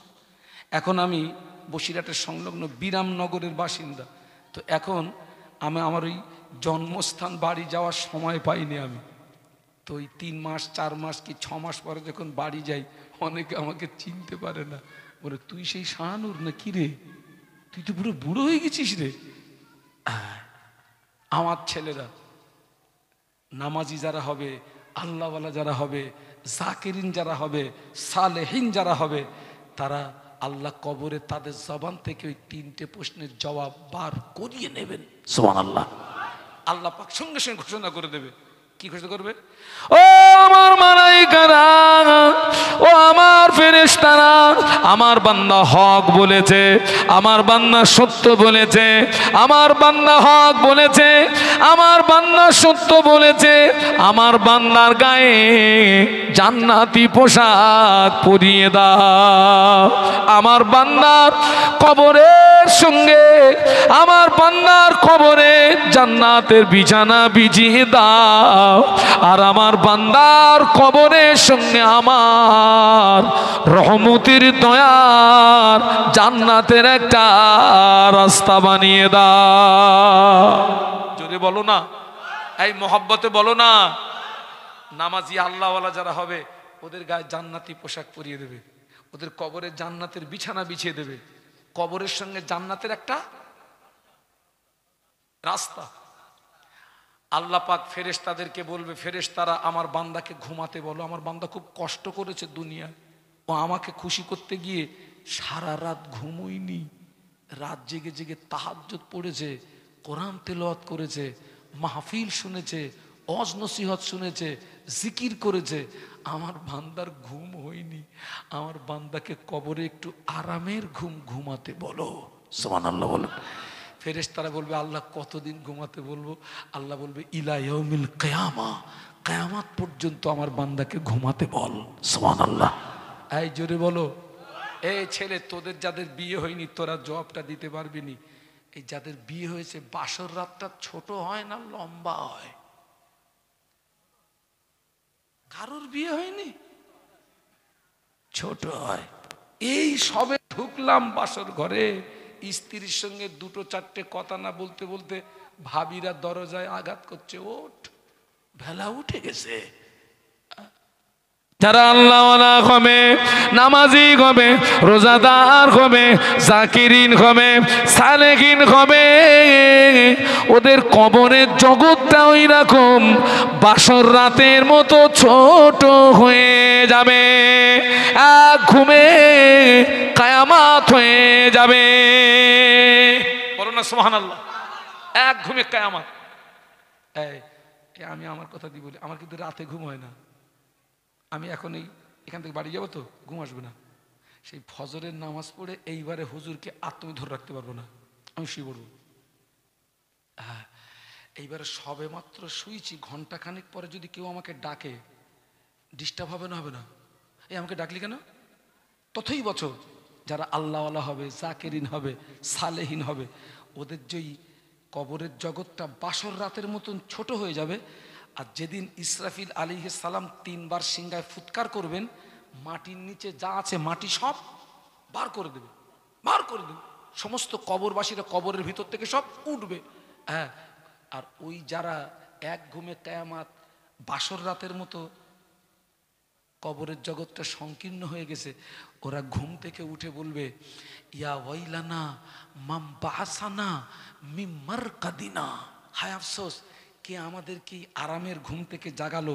আমরা তো একটু আগে ঘুমালাম। উনি কি একটু আগে ঘুমিয়েছেন? কোটি কোটি কোটি কোটি বছর অতিবাহিত হয়ে গেছে, খবর থাকবে না। ইয়া ওয়াইলানা মাম বাসানা মিম মারকাদিনা, হায় আফসোস, কে আমাকে আমার আরামের ঘুম থেকে জাগালো? আমি তো একটু আগেই শুয়েছিলাম। আওয়াজ আসবে, হাদা মা ওয়াদার রহমান ওয়া সাদাকাল মুরসালুন। একটু বলো না সুবহানাল্লাহ। আওয়াজ আসবে, আল্লাহ পাক যে ওয়াদা করেছিলেন আর নবীরা যে সত্য কথা বলেছিলেন, সেই কিয়ামত আজকে অনুষ্ঠিত হচ্ছে। সুবহানাল্লাহ। আহা আহা। ও আমার ভাইরা, ও যুবকেরা, কিয়ামতের ময়দানে, কিয়ামতের ময়দানে আমাদের মাথার উপরে সূর্য, এই সূর্যে 12টি মুখ হবে, আরো 11টা বেশি হবে। সূর্যে তাপে জমিনটা পুড়ে লাল তামা হয়ে যাবে। তামাম হাসরবাসীর মাথার গিনু টকবক টকবক টকবক টকবক টকবক করে পুড়তে থাকবে। কারো নাক দিয়ে, কারো কান দিয়ে, কারো চোখ দিয়ে মাথার খিনুগুলো বজ বজ বজ বজ বজ বজ বজ বজ করে বেরোতে থাকবে। কিয়ামতে ময়দানে, কিয়ামতে ময়দানে হাসরবাসীদের জিভটা বেরিয়ে নাভি স্থল পর্যন্ত চলে। কিয়ামতের ময়দানে হাসরবাসীদের জিভটা বেরিয়ে নাভি স্থল পর্যন্ত চলে আসবে। তামাম হাসর জুড়ে একটি আওয়াজ শুনতে পাওয়া যাবে, পানি পানি পানি পানি পানি পানি পানি পানি পানি পানি পানি পানি। কিয়ামতের ময়দানে সকলে উলঙ্গ অবস্থায় উঠবে, ল্যাংটো অবস্থায় উঠবে। আম্মা জান আয়েশা সিদ্দিকা রাদিয়াল্লাহু তাআলা আনহা আল্লাহ নবীকে বলেছিলেন, ইয়া রাসূলুল্লাহ, কি লজ্জার কথা, কি শরমের কথা, উলঙ্গ অবস্থায় হাসর হবে, ল্যাংটো অবস্থায় হাসর হবে। আল্লাহ নবী বলেছিলেন, ও বিবি আয়েশা, ওই দিনটা এত কঠিন দিন হবে, এত ভয়াবহ দিন হবে। হাসরবাসী উলঙ্গ অবস্থায় হাসর হবে ঠিকই, কিন্তু একে অপরের দিকে তাকানোর মতো সময় পাবে না। সকলের মুখটা আসমানের দিকে থাকবে, সকলের মুখটা আসমানের দিকে থাকবে। কিয়ামতে ময়দানে একে অপরের দিকে তাকানোর মতো সময় পাবে না। ও বিবি আয়েশা, কিয়ামতে ময়দানে আল্লাহ পাক তার নবী আলাইহিমুস সালাম দিগকে এবং নবী আলাইহিমুস সালাম দিগের বিবি দিগকে আল্লাহ পাক পরনার কাপড় পরিয়ে আল্লাহ হাসরের ময়দানে উঠাবে। যদি বলতে পারলে না, জোরে বলতে পারলে না। কিয়ামতে ময়দানে কোনো ছায়া থাকবে না। আল্লাহ পাকের আরশে পাকের রহমতের ঠান্ডা ছায়া ছাড়া কিয়ামতে ময়দানে বিল্ডিং এর ছায়া থাকবে না, গাছের ছায়া থাকবে না, পাহাড়ের ছায়া থাকবে না। কিয়ামতে ময়দানে পাহাড়গুলো তুলোর মতো উঠতে থাকবে, বিল্ডিং থাকবে না, গাছপালা থাকবে না। কিয়ামতে ময়দানে আল্লাহ পাকের আরশে পাকের রহমতের ঠান্ডা ছায়া ছাড়া আর কোনো ছায়া থাকবে না। কিয়ামতে ময়দানে আল্লাহ পাক তার 7 দল বান্দা বান্দি দিগকে আরশের রহমতের ঠান্ডা ছায়ার নিচে জায়গা করে দেবে। কিয়ামতের ময়দানে যারা আল্লাহ পাকের আরশে পাকের রহমতের ঠান্ডা ছায়ার নিচে জায়গা পেয়ে যাবে, ওরা আল্লাহ পাকের জান্নাতি বান্দা ভাগ হয়ে যাবে। ওই 7 দলের ভিতরে একটি দল হলো, আল্লাহ নবী বললেন রাজুলুন কলবুহু মুআল্লাকুন ফিল মসজিদে হাত্তা খারাজা। আল্লাহ নবী বললেন ইজা খারাজা হাত্তা ইয়াউদা আলাইহি আও কামা ক্বালা আলাইহিস সালাম। আল্লাহ নবী বললেন যাদের অন্তরটা সব সময় মসজিদের দিকে টানা দেওয়া থাকবে, ফজরের আজান হয়ে গিয়েছে, বান্দা মসজিদে চলে গিয়েছে, ফজরের নামাজ আদায় করে মসজিদ থেকে বেরিয়েছে ঠিকই, কিন্তু মনে মনে হচ্ছে আল্লাহ পাক কখন জোহরের আজান হবে, কখন মসজিদে আসব। জোহরের আজান হয়ে গেল, আল্লাহর বান্দা মসজিদে চলে এসেছে, জোহরের নামাজ আদায় করে আবার মসজিদ থেকে বেরিয়ে যায়।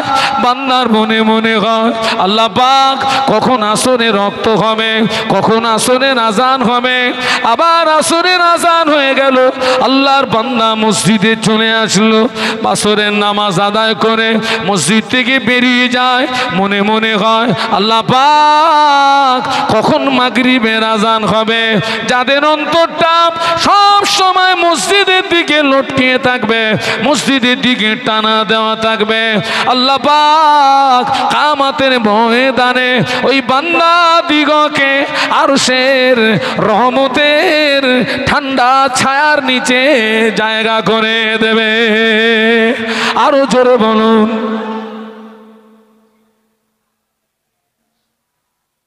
আমার ছেলেরা, আমার যুবকেরা, আমি তোমাদের ভাই মোহাম্মদ শাহানুর আলম। বাবা ফিরে আসো। ওই কবরবাসীরা যারা মরে কবরে চলে গেছে বাবা, ওরা আমাদের সঙ্গে কয়েকটা ব্যাপারে হিংসা করে গো। ওই কবরে শুয়ে শুয়ে আমাদের সঙ্গে হিংসা করে, জানেন? কবরবাসীরা আমাদের সঙ্গে হিংসা করে। কি হিংসা করে? ও আমার ছেলেরা, তোরা 5 ওয়াক্ত নামাজ পড়তে পারিস, আমাদের নামাজের দরওয়াজা বন্ধ হয়ে গিয়েছে। তোরা রমজান শরীফের রোজা রাখতে পারিস, আমাদের রমজানের রোজা রাখার দরওয়াজা বন্ধ হয়ে গিয়েছে। তোরা দান ধান করতে পারিস, আমাদের দান ধান করার রাস্তা বন্ধ হয়ে গিয়েছে। ওই কবরবাসী তোমার আমার সঙ্গে হিংসা করে। বাড়ি গিয়ে ভাববে তুমি নামাজ পড়বে কি পড়বে না। মায়েরা, ও মায়েরা, অধিকাংশ মেয়েরা নামাজ পড়ে না, অধিকাংশ মায়েরা নামাজ পড়ে না, অধিকাংশ মায়েরা। আর আল্লাহ রসুল মেরাজের রাতে জান্নাত যেমন পরিদর্শন করেছিলেন, জাহান্নামও তেমন পরিদর্শন করেছিলেন। আল্লাহ নবী জাহান্নাম পরিদর্শন করতে গিয়ে দেখেন মেয়েরা বেশি বেশি জাহান্নামে। কারা গো? জোরে বলুন, জোরে বলুন, কারা? মেয়েরা বেশি বেশি জাহান্নামী। মেয়েরা মেয়েরা আল্লাহ রসুল দেখলেন অধিকাংশ নারীরা জাহান্নামী, জাহান্নামী। পুরুষদের চেয়ে মেয়েদের জান্নাতে যাওয়া সহজ। আল্লাহ নবী সহিহ হাদিস, যে মহিলা কিয়ামতের ময়দানে 4টে প্রশ্নের জবাব দিতে পারবে, ওই মহিলাটির জন্য আল্লাহ পাকের 8টা রহমতের দয়ার জান্নাতের দরওয়াজা খোলা থাকবে। সুবহানাল্লাহ বলতে পারলেন না? একটু জোরে বলেন না, একটু মহাব্বতে বলেন না। যে মহিলা কিয়ামতের ময়দানে 4টে প্রশ্নের জবাব দিতে পারবে, ওই মহিলাটির জন্য 8টি জান্নাতের দরওয়াজা খোলা থাকবে। ওই 4টি প্রশ্নের ভিতরে 1 নম্বর প্রশ্ন হবে নামাজ সম্পর্কে, 2 নম্বর প্রশ্ন হবে রমজানের রোজা সম্পর্কে, 3 নম্বর প্রশ্ন হবে পর্দা সম্পর্কে, 4র্থ নম্বর প্রশ্ন হবে স্বামীর আনুগত্য সম্পর্কে। কত পার্সেন্ট পাস করবে আর কত পার্সেন্ট ফেল করবে? শতকরা 80% না 90% মেয়েরা লেটার সহ ফেল করবে। শুধু ফেল না, এই কি সহ ফেল বলেছি? লেটার সহ ফেল। তবে এই জায়গার নাম ভুলে গেছি, পদ্মপুকুর খাপাড়া, এখানকার মেয়েরা লেটার সহ পাস করবে, এনারা নামাজ ছাড়া বাঁচে না। হ্যাঁ, সব করার সময় পেলি মা, নামাজ পড়ার সময় পেলি নি মা। ওরা ছেলে মেয়ের সেবা যত্ন ঠিকঠাক করে, স্বামীর সেবা যত্ন মোটামুটি করে, গরু ছাগলের সেবা যত্ন ঠিকঠাক করে, হাঁস মুরগির সেবা যত্ন ঠিকঠাক করে, মা নামাজ পড়ার টাইম পায় না। এই ঠিক বলছি না ভুল বলছি? আবার এখন কিন্তু ওদের নামে বেশি কথাও বলা যাবে না বাবা। মাঝে মাঝে ভিডিও দেখেন না, সেই একজন মৌলভী সাহেবরে দুটো মেয়ে বরকা পরে গিয়ে তার বাড়ি গিয়ে জুতোচ্ছে। ভয় লাগে। ওদের এখন সংগঠন খুব মজবুত, ওদের নামে বেশি কথা বলা যাবে না বাবা। এখন 4টে জায়গা মেয়েদের দখলে চলে গিয়েছে। কটা জায়গা বলেছি? 1 নাম্বার হলো অধিকাংশ মাহফিল মেয়েদের দখলে, অধিকাংশ বিয়ে বাড়ি মেয়েদের দখলে, অধিকাংশ পীরির মাজার মেয়েদের দখলে, অধিকাংশ মরা বাড়ি মেয়েদের দখলে, অধিকাংশ মাহফিল মেয়েদের দখলে, অধিকাংশ বিয়ে বাড়ি মেয়েদের দখলে, অধিকাংশ পীরের মাজার মেয়েদের দখলে, অধিকাংশ মরা বাড়ি মেয়েদের দখলে। ঠিক বলেছি না ভুল বলেছি? আর কতদিন চলবে? ও বাবা, একটা রাত একটা দিন আমাদের কাছ থেকে অতিবাহিত হচ্ছে মানে আমরা কিন্তু অটোমেটিক কবরের দিকে, বলুন বলুন, এগিয়ে যাচ্ছি। হুজুর আমার এই সাথীকে একটু ডেকে দেবেন তো হুজুর, কবরের দিকে এগিয়ে যাচ্ছি প্রতি মুহূর্তে। আমার দিকে দেখান, প্রতি মুহূর্তে। আমি সেই জন্য আপনাদের বলবো, আমি আপনাদের ভাই মোহাম্মদ শাহানুর আলম, আপনারা ভালোবেসে আমাকে দাওয়াত করেছেন, ভোগলামি দিতে আসিনি এখানে, ভোগলামি দিতে আসিনি। আজকের এই মাহফিলটা আমাদের জীবনের শেষ মাহফিল হতে পারে না, পারে না। আমার সোনার ছেলেরা, এটাকে শেষ মাহফিল মনে করো। আর এ পর্যন্ত যা অন্যায় অপরাধ হয়ে গেছে গেছে, এই পর্যন্ত স্টপ করো। এটা হচ্ছে বুদ্ধিমানের পরিচয়। যা হয়ে গেছে গেছে, ও তো আর ফিরিয়ে আনা যাবে না। স্টপ করো, আল্লাহ পাকের কাছে তওবা করো, ক্ষমা চাও। আল্লাহ একদিকে বান্দাকে জাহান্নামার ভয় দেখিয়েছেন, অপরদিকে আমার আল্লাহ বান্দাকে জান্নাতের আশা রাখতে বলেছেন। সুবহানাল্লাহ বলবেন না? এখনো আমাদের জন্য তওবার দরজাটা, ও ছেলে, খোলা আছে বাবা। তওবার দরজা এখনো আমাদের জন্য, তওবার দরজা খোলা আছে। তওবার দরজা খোলা। নিঃশ্বাস যতক্ষণ জারি, তওবার দরজা ততক্ষণ খোলা। নিঃশ্বাস বন্ধ হয়ে যাবে, তওবার দরজা। ও ছেলেরা, অন্যায় করেছো, নামাজ ছেড়ে দিয়েছো, মিথ্যা কথা বলেছো, জুমার নামাজ ছেড়ে দিয়েছো, অন্যায় করেছো, আমি তোমাকে একটা রাস্তা বলে যাচ্ছি। গভীর রাত যখন সবাই ঘুমিয়ে পড়বে, আমার দিকে তাকাও না, আমার দিকে দেখতে পারো না? গভীর রাত সবাই যখন ঘুমিয়ে পড়বে, আব্বা ঘুমিয়ে, মা ঘুমিয়ে, ছেলে ঘুমিয়ে, মেয়ে ঘুমিয়ে, স্ত্রী ঘুমিয়ে, তুমি ওদেরকে আড়াল করে লুকিয়ে লুকিয়ে উঠে পড়ো, কেউ যেন না জানে। একদম গোপনে গোপনে উঠে পড়ে উজু করো, নামাজের পাটি নিয়ে বসে যাও, সূরা ফাতিহা পড়ো, ইখলাস পড়ো, দরুদ শরীফ পড়ো, হাত দুটো তোলো।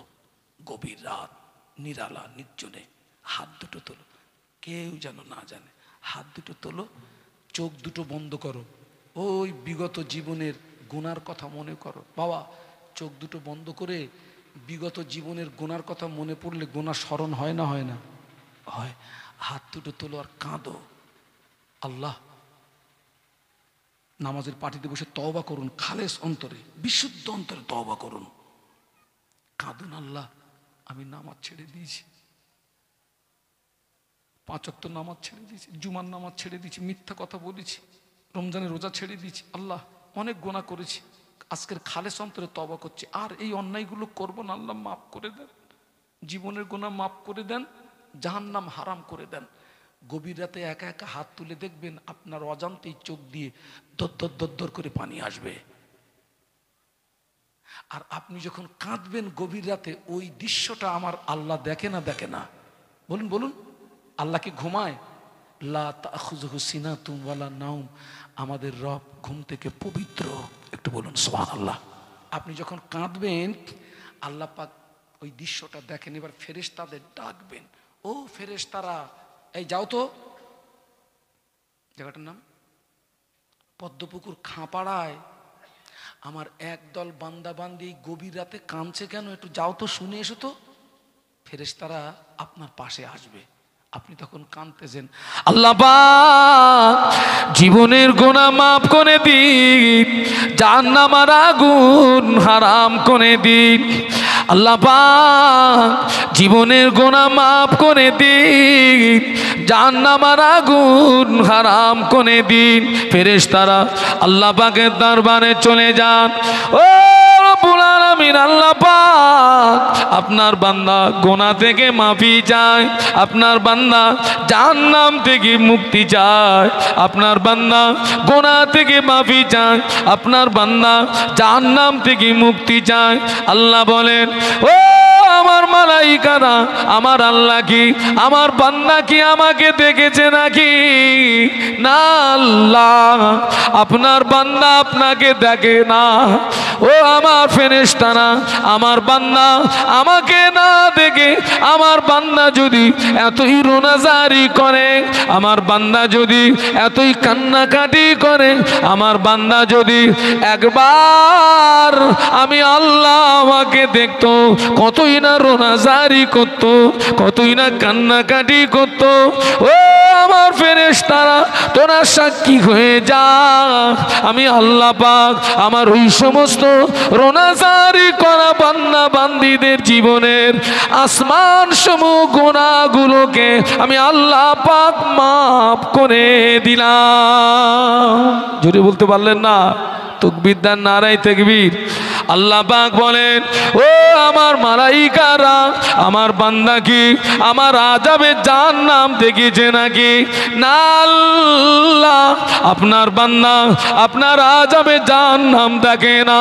আল্লাহ বলে, ফেরেশতারা আমার বান্দা আমার আযাবে জাহান্নাম না দেখে আমার বান্দা যদি এতই রোনাজারি করে, আমার বান্দা যদি এতই কান্নাকাটি করে, আমার বান্দা যদি একবার আমার আযাবে জাহান্নাম দেখতো, কতই না রোনাজারি করত, কতই না কান্নাকাটি করত। ও আমার মালাইকারা, তোরা সাক্ষী হয়ে যা, আমি আল্লাহ পাক আমার ওই সমস্ত রোনাজারি করা বান্দা বান্দীদের জন্য আমার আযাবে জাহান্নাম হারাম করে দিলাম। যদি বলতে পারলেন না? সংশোধনের রাস্তা বলে দিলাম। এবার কি করবেন আপনি বাড়ি গিয়ে ভাববেন। হজ যদি মানেন আপনার জীবনে উপকার আসবে, যদি না মানেন শাহানুর আলমের কোনো ক্ষতি হবে না, ক্ষতিটা আপনার হবে। আল্লাহ আমাদের সকলকে খাতেমা বিল খায়ের নসিব করেন। বলুন আল্লাহুম্মা আমিন, বলুন আল্লাহুম্মা আমিন। তবে একটা কথা বলবো, আজকে আমার সমাজে অনেকে, আমরা পুরুষ, আমরা যারা সাবাল্লিকা, স্বাভাবিকভাবে আমাদের উপরে কিছু কিছু সময় গোসলটা ফরজ হয়ে যায়। গোসলটা ফরজ, দুঃখের সঙ্গে বলছি, অনেকে ফরজ গোসলের নিয়মটা জানে না, কি করে গোসলটা করতে হয় তাও জানে না। গোসল যদি সঠিক না হয় শরীর পাক হবে না, শরীর যদি পাক না হয় নামাজ হবে না। অনেক মায়েরা ফরজ গোসলের নিয়ম জানে না। অনেক মায়েরা ফরজ গোসল করেন, চুলের খোপাটা ভিজায় না, ও গোসল হবে না। গোসলের ফরজ হচ্ছে 3টি, অনেকে জানে না। ফরজ গোসল করতে গেলে সর্বপ্রথম যে যে জায়গায় নাপাকি লেগে আছে ওই নাপাকিগুলোকে আগে আপনাকে ধুয়ে নিতে হবে। ধুয়ে নিয়ে এবার আপনাকে গোসলের নিয়াত করতে হবে। উজু করতে হবে, হ্যাঁ, আপনাকে গোসল করতে হবে, পদ্ধতি মানতে হবে। আজকের আমরা অনেকে উজু কি করে করতে হয় জানি না। বাস্তব বলছি না, বাস্তব বলছি। আমি দেখছি কিছু কিছু মানুষ দেখছি উজু করছে, ও দু হাত একসঙ্গে তুলছে, দু পা একসঙ্গে তুলছে। উজু হবে না, উজু হবে না। উজু জানে না, গোসল জানে না, কি করে নামাজে দাঁড়াতে হবে তাও জানেনি। আল্লাহু আকবার। আমার এবাদাত যদি সঠিক হয় তবেই আল্লাহ পাকের কাছ থেকে পূর্ণ সওয়াব পাওয়ার আশা রাখবেন। এবাদাত যদি সঠিক না হয় সওয়াব পাওয়ার আশা করা, বলুন বলুন, যাবে না বাবা। সেই দিকে লক্ষ্য করে আমি যেখানে যাই আমার সঙ্গে একটা কেতাব থাকে। আল্লামা হুজুর বসিরহাটের বড় মৌলানা আল্লামা রুহুল আমিন রহমাতুল্লাহ আলাই, যিনি ছিলেন 18,000 হাদিসের হাফেজ। সুবহানাল্লাহ বলুন। কত হাজার বলেছি? 18,000। হুজুর বলে গেলেন আমার কেতাব যার ঘরে থাকবে আমি রুহুল আমিন তার ঘরে রয়ে গেলাম। হুজুর আল্লামার লিখিত নামাজ শিক্ষা। হুজুর বলে গেলেন আমার কেতাব যার ঘরে থাকবে আমি রুহুল আমিন তার ঘরে রয়ে গেলাম। ছেলেরা, আমার সাথী ভাই আপনাদের কাছে যাচ্ছে, এর প্রিন্ট 70 টাকা, আমি এটা 50 টাকা করে বিক্রি করি। জীবনে অনেক পয়সা নষ্ট করেছেন, পারলে আল্লামা হুজুরের একটা কেতাব একটু 50 টাকা দিয়ে কিনে একটু পড়বেন, পড়ে দেখবেন আপনার অজান্তেই অনেক ভুল ধরা পড়বে যেগুলো আপনি জানতেন না। মায়েরা যারা এসছেন, আঁচলের মুড়োয় যদি 50 টাকা থাকে, ছোট্ট একটা বাচ্চাকে পাঠিয়ে আমার সাথী ভাইয়ের কাছ থেকে আল্লামা হুজুরের এই কেতাব একটা সংগ্রহ করুন। আপনি পড়বেন, গোসলের বর্ণনা পড়বেন, উজুর বর্ণনা পড়বেন, নামাজ পড়ার ধারাটা পড়বেন, হ্যাঁ, গোসলের বর্ণনা পড়বেন, উজুর বর্ণনা পড়বেন, নামাজের ধারার বর্ণনা পড়বেন। দেখবেন আপনার অজান্তেই অনেক ভুল ধরা পড়বে যেগুলো আপনি জানতেন না, যেগুলো আপনি জানতেন না, যেগুলো আপনি জানতেন না।